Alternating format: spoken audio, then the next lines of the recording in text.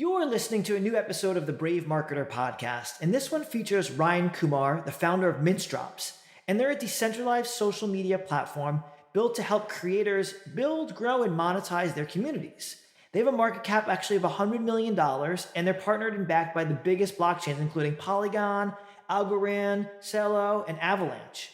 I really think you're going to like this episode because we cover a lot of ground. We talk about Mintsdrops as a company and how Ryan has reached out to different companies during the pandemic and how email was a great success for him, and how he's building a social media platform that's being used with Web3 and blockchain at its heart, and using NFT, and how it's going to be a really great place for creators to market and monetize their goods. And then we go into like mainstream advertisers or mainstream adoption. When is that going to happen? And I really like how at part of the podcast, Ryan starts interviewing me and asking me questions about Brave. So we trade roles for a minute, which is pretty cool. Before we hop into today's episode, we want to highlight our Brave pick of the week. Every episode, we choose a brand that has run an ad campaign with Brave. And this week, we're choosing Ethermail. And they're the first email solution setting the standard for anonymous and encrypted wallet-to-wallet communication. Ethermail chose Brave because it's not only a private-centered browser, but also a gateway to Web3. And Ethermail is running ads in the US, Europe, and Asia. And our audience has proven to be a great match for them because we have driven exceptionally effective CTRs and CPAs for them. Now, for this week's episode of The Brave Marketer.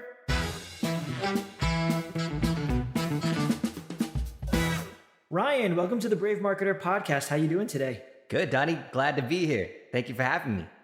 Yeah, we're excited to have you on. So for those that don't know Mintsdrops, can you just give a general overview of the company? Yeah, sure. So Mintsdrops is essentially creating the next generation of social media platforms built for creators. So like our whole goal is like, how do we help creators not only take their fan base that's existing today, grow it, scale it, and be able to monetize it. So we're building tools that creators are going to be able to take these communities and implement your content creation, things you could do like on YouTube and create content, but also monetize that content and then find ways that you can infuse crypto elements to it. So it's like, having your own social token, having your own NFT access gated content or merch shops, just delivering the newest form of the next generation of social media. Yeah. So are you actually helping them with the technology side, with the ideas? What does your company actually do when a creator wants to, let's say, mint an NFT? Yeah, good question. We have two platforms right now. One is the NFT smart contract engine. So essentially you can generate your own smart contract by just literally typing in whatever you want on the contract and deploying it with no coding needed. So that's a major innovation on the smart contract side. We make it super artist friendly. And then the same goes on the content marketing platform as well. And so how did you come up with this idea? I mean, really what we started doing was like working with different creators. We wanted to find different ways for them to make money, right? Like it was the middle of the pandemic when we started. And the biggest thing was like a lot of artists didn't have tour money coming in. That was like a big way that they made money. Also, a lot of the creators that were making money on just different streams that were in real life weren't there. So they needed new avenues to turn to. And that gave me a really good idea of like, hey, there's an emerging technology called NFTs that I think we should look into for creators and get them started with that. So it all started with NFTs, and then now it's like this full-blown platform where anybody can do like video streaming, credit card gated content, everything in the gamut of just finding ways to monetize like that particular fan base, That's awesome. And so how many employees do you have? We're 34 right now, and we're completely bootstrapped too. Oh, wow. Thank you. That's amazing. And so you've been at this for what, a couple of years? Because you said during the pandemic? The first initial phase of the idea came out in 2020. And then we've just been riding along with it, iterating it since then. And now we're going to go into 2023. Super excited about it. That's awesome. Speaking of exciting, what's the most exciting thing that you're working on right now personally? Yeah, it's this new social media platform that we're putting out with the new phase of what Mintsdrops is going to be. So we're elevating it into becoming a decentralized social media platform. And we think that's going to be major. Because I think that today, right, Donnie, do you use Discord or Telegram? Yes, I do. Not often, but I do. Okay. Well, I think that Discord and Telegram are like the first forms of the metaverse, right? I think that right now, the way that we interact with people, we make friends on Discord or Telegram, we make friends like all across these social media channels. And we really feel like we know these people, right? So when you see them in real life, they recognize you, you've been chatting with them for a while, but you've met them in this community that's like this Discord group or Telegram group. So I think that the next stage of the metaverse is really social. And I think that everybody's going like that 3D tech, which is awesome, but I don't really think that's going to be the metaverse. I think the metaverse is going to be completely social. And that's our direction into the metaverse and kind of how we see things, if that makes sense. Okay, so what does that look like then? I go onto the platform and then what? Let's just compare it to, let's say, Facebook, which is, the biggest social media platform. How does it compare? So phase one, we're starting off with like closed communities. So that means like each creator has their community. People have to sign up with either a credit card or buy an NFT to get in. So that's the number one thing. So it's closed communities first. So it's not open to everybody. It's just open to fans for a particular creator first. So that's how we differ right now. But the main goal in the second stage, what we want to go towards next year, is becoming an open platform for everybody to have access to and create content on and, access it on that side. Got it. So this podcast is all about brave marketing moments when someone's exhibited bravery in your role, and you have a couple interesting stories. So why don't we start with your brave marketing moment? Yeah, I think the bravest marketing moment that we ever had was when we first came out with Mint Drops. It was insane, man. So like literally we had zero budget left. We had like no money. We were coming out of the pandemic. We were just trying to figure out how we're going to make things happen. And we just went cold. We went cold email marketing from day one. And everybody that we met was literally just off cold emails. Like we'd follow up so much that people would be like, you followed up so much that I have to now take this call with you. So that's how we got meetings with the Oscars of the world, the H&Ms of the world, like the film studios. It was a very brave moment because what does everybody else do in like Web3, right? They try to grow it on Twitter or social. We went B2B and just, email marketed. And that was tough in the beginning, It was definitely tough. No one understood what an NFT was. Just convincing them to even look at the technology was hard, but look at us now. Yeah. Who in the company, like you said, the Oscars, like who were you reaching out to at the Oscars?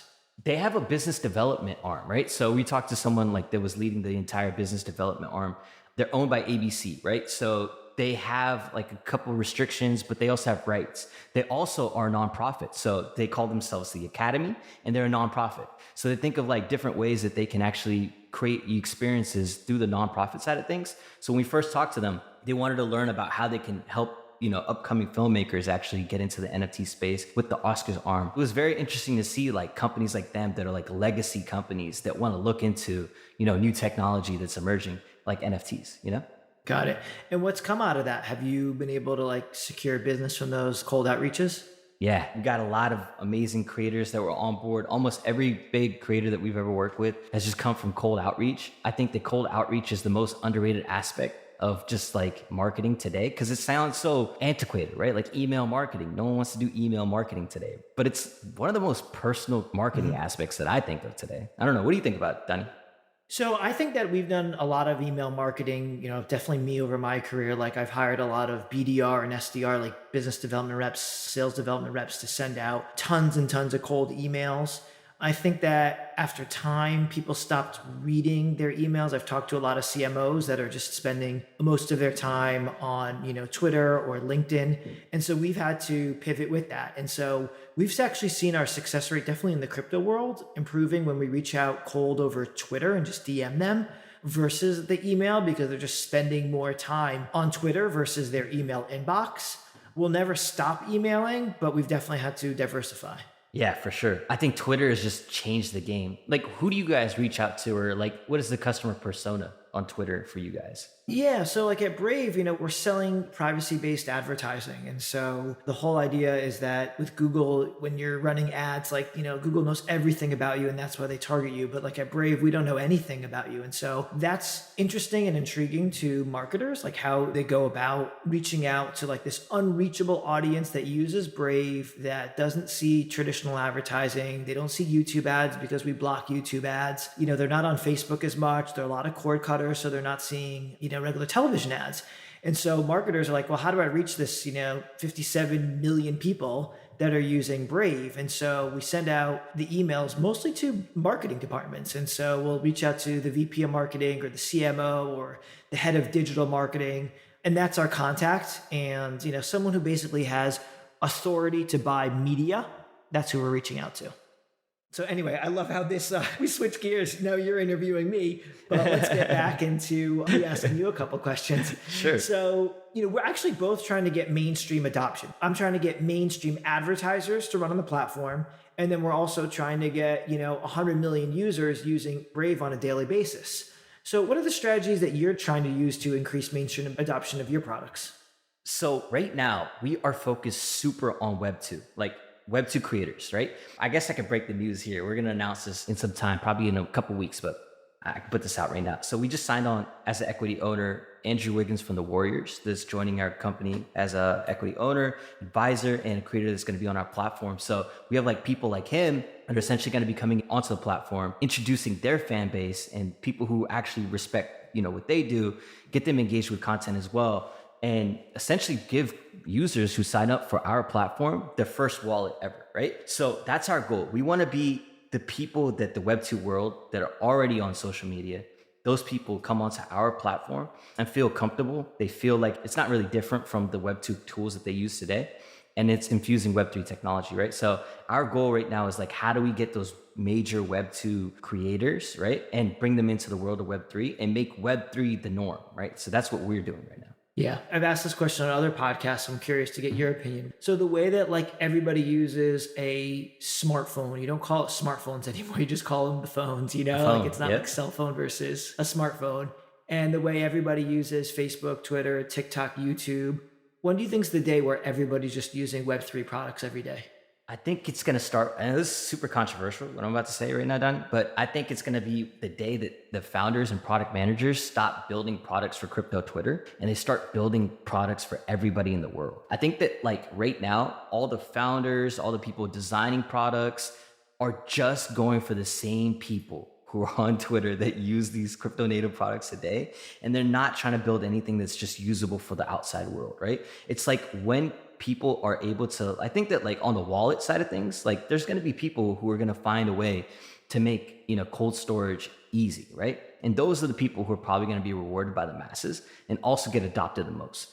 The same goes for products today. If you make it easy for regular people to use, that's when we're going to start seeing the most adoption.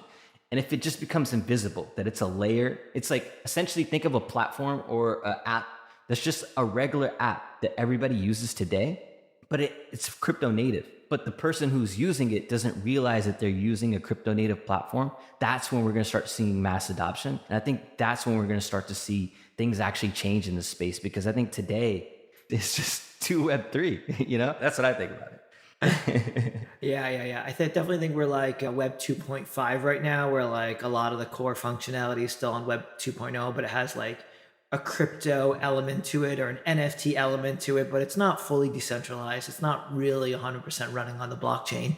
So I think we're definitely a few years out. I thought by now in 2022, moving into 2023, we would have been at a place where like, I don't know, 2, 3, 5% of what you use on a daily basis is like crypto native, but it's nowhere near there. What metaverse channels attract you? I mean, is there anything in the metaverse that you find intriguing? Yeah, I think that the metaverse is back to like what I was saying before, that the metaverse is unexplored today. And I think there's a couple verticals of the metaverse. It's not just the 3D aspect that everybody thinks of it today. I do think social is a component to it. I do think Discord, I do think Twitter, and I do think Telegram are a basic version of the metaverse today. Super basic version, but I think it's important. And I think that like, if people understand that that's the first iteration and that's the first step, we're in the caveman stage of the metaverse using these channels, that we're gonna have an amazing progression over time. That's gonna lead into like robust channels that are not only use these messaging technologies, but also be able to implement the VR, AR aspects of it as well. But I don't see today that people are using the metaverse like Decentraland or Sandbox in a commercial way. And I think that if we can build tools that make it commercial and accessible and fun to use, that everybody uses naturally, that's when we're going to start to see things change. And I think it comes from a product design aspect. It's like if we start thinking about how product is actually built for people today in a way that's usable by the masses, that's when we're going to start to see the best product come about. And that's when we're going to start seeing the metaverse adaptation happen. Because I think the metaverse adaptation is 100% going to happen.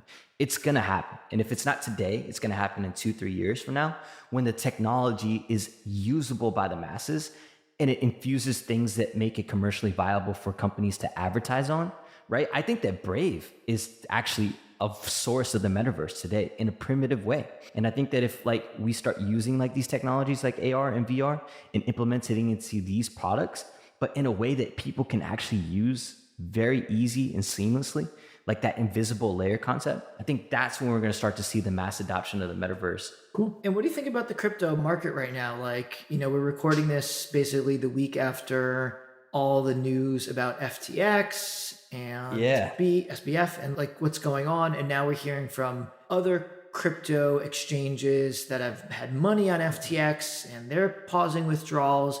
So what do you think about the whole crypto market right now? Yeah, the crypto market right now. Wow, what a market. I don't know, Danny. I'm watching Bitcoin very closely. I was watching it yesterday on the candles, watching, see, does it break back into 15,000? And it touched 15,900 for a bit and it bounced back up. This morning when I saw it, it was like 16,700. So I think that right now we're seeing extreme volatility, right? You're seeing like these 5% like ups and downs within the last couple of hours. People are very scared about what's going to happen with different exchanges, right? You see CZ talking about be safe about all these different exchanges that are coming about, and we might see a major collapse. And does Bitcoin go now to 10K, 13K? I don't know. But I think the market's I think they're scared right now. I think they're scared. They don't know what to do. They don't feel safe with their money in exchanges. They don't know if exchange is going to implode again and just everything crash again like it did with Solana. Because that's sad. Like to see Solana go from a top 10 market cap to now top 20 kind of sucks, because I think the Solana ecosystem's great. What do you think, Don? Yeah, I mean, look, we are, but we were very big fans of Solana just because of the speed and the low costs. That thing has just tumbled a ton. And then there are other exchanges that are kind of like, taking their place. There's others like, whatever, Polygon or, whoever, that are a little bit more interesting right now. Look, the amount of times that somebody says, Bitcoin is dead or crypto is dead is like lost track. The number of articles that have said that. So it seems like it always rebounds. The question is, where's the bottom? I mean, last time the bottom was around $3,500. And so if we're at 16,000 now, you got some room to go to 3,500. Do I think it's going to go that low? Probably not, but maybe $14,000 or $13,000, maybe. I think that the best advice, well, this isn't financial advice. This is not a financial advice show at all, but is dollar cost averaging. I mean, if you're always buying at these levels a little bit every week or a little bit every month, and you have a 5, 10, 20-year horizon or however long that is, the odds are in your favor that you're going to be a winner in the long term. And so if that is your philosophy, when it goes down, you're like, great, I'm buying more at a low rate. When it goes up, it feels great too, because it's like, hey, it's going up. So that's what I love about the dollar cost averaging way about it, is that you never have to time the market and you kind of always feel like a winner when it goes down or when it goes up. Exactly. No, 100%. I was talking to one of my friends about this yesterday. I was like, bro, we're going to look back at this today or a year or two from now, and we're going to be like 15K Bitcoin. I wish I could buy more 15K Bitcoin or 16K Bitcoin, right? Even if it's 3-4 years, right? These are moments that we're always going to look back on and be like, wow, these are buying opportunities of a lifetime. I believe. I could be very wrong, but I do think that in the long term, if our horizon is 5, 10, 20 years and these assets appreciate over time, I think it's great. And I think that the mainstream crypto adoption is going to be there. In institutions leading into Bitcoin and Ethereum only helps the ecosystem, because now they're tried and true. It's been like, 10 years since like people have been actually experimenting with Bitcoin, and we can see actually the real world implications of it. You have countries like El Salvador actually implementing it as their currency. Yes, it fluctuates for sure, right? But I believe that this is of course, it's not a financial advice, right? But I think these are the best. I mean, within this next downturn, right? It's going to be horrible in the next couple of months with the economy, right? The housing collapse is probably going to be here. And I think that these opportunities within this next year span before 2024 are going to be a golden opportunity. I believe that we may not get back for who knows how long, Yeah. And I think that what's important to know is that we talk about dollar cost averaging and buying in. And I think that it's important to kind of dollar cost average out at the highs. Yeah. Listening to different podcasts when Bitcoin was at, $65,000. And everybody was talking like, oh my God, I can't believe how high it is. It got so high so fast. Like, when you hear that type of talk like nonstop every week, then you're like, I'm going to sell 2%. I'm going to sell another 2%. Like, and you just start, I call it picking fruit off the tree. It's like, oh, this got really hot. Like, let's take some down. I'm not selling the whole thing. You may want to reduce the exposure by, 20 or 30%. And then boom, it falls. And then you kick in the dollar cost averaging buying it. So I think it's important to know to like do both. Yeah, no, that's fire. I feel like I've never heard anybody say that, Donnie. I love that. Yeah, thanks. I did that with Tesla. And the thing is, Tesla just keeps going. It was just keep going up and up and up. But like when it was just like everybody was talking about it every week and it's like, oh my God, another high, another high, another high. I'd be like, I'm just going to take some off the table. I'm just going to take some off the table. Yeah, that's super smart. I'm going to do that. Yeah, you should. But now you got to wait. You got to wait. So you got to wait till the market's back up. Okay. I will. Thank you so much, Ryan, for being on the show. It was a great conversation. You were a joy to have on. Any last words for our listeners? And how can people find Mint Drops and how can they find you? Yeah, great. If you are a content creator, reach out. Check out Mint Drops, our decentralized social media platform. The betas are open for creators that really want to take their content exploration and monetization to the next level. They want to infuse, technologies that are upcoming to actually take their brands to the next level and actually make money with their content. We'll check out mintdrops.com. You can find me on all social media at Ryan Kumar NFT. That's everywhere. Ryan Kumar NFT. You can find me on Instagram, Twitter, Discord, everything. So guys, thank you guys for having me. Donnie, you were dope, man. We got to talk more after this. I appreciate you. Nice. Thanks, man. Thanks for coming on the show. Talk to you soon. Thank you. Thanks so much for listening to another episode of the Brave Marketer podcast. 4 quick things before you go. Number 1, if you like what you've heard, it'd be really awesome if you'd rate us or write us a review on your podcast player. And if you didn't like what you've heard, then don't worry about it. Number 2, if you would like to advertise to Brave's 60 million users and have a budget of $10,000 or more, simply email us at adsales@brave.com. That's ADSALES at brave.com. And let us know you're a podcast listener for a 25% discount. Number 3, musical credits go to my brother, Ari Devorin. And finally, number 4, go use Brave at brave.com. And we will see you next time on The Brave Marketer.